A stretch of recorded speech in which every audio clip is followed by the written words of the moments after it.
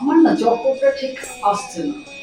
ওটা হয়ে যাবে, ওটা প্র্যাকটিস করতে করতে হয়ে যাবে। বেসিক্যালি এটা কত্থকটা তো একটা রিগোরাস একটা ট্রেনিং, যে কোনো নাচের, কিন্তু ফুটের ওপর আমরা বেশি প্রেশারাইজ করি, তো ওটা হিলে আমরা হিলের থ্রু হিল আমরা চাপ্পারটা দিই, তো ওইটা আমাদের পুরো বডি ওয়েটটা পড়ে।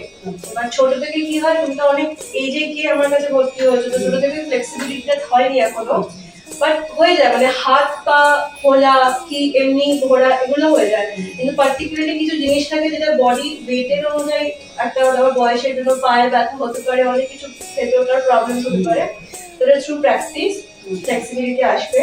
কিন্তু কিছু কিছু জিনিস এরকম থাকে, মানে তুমি যে করছো এটাই ভীষণ কমফোর্টেবল, এটা যে করছো মানে এটা প্র্যাকটিসের সাথে হয়ে যাবে, আর যদি না হয় যেটা বডি পারমিট করবে সেটাই।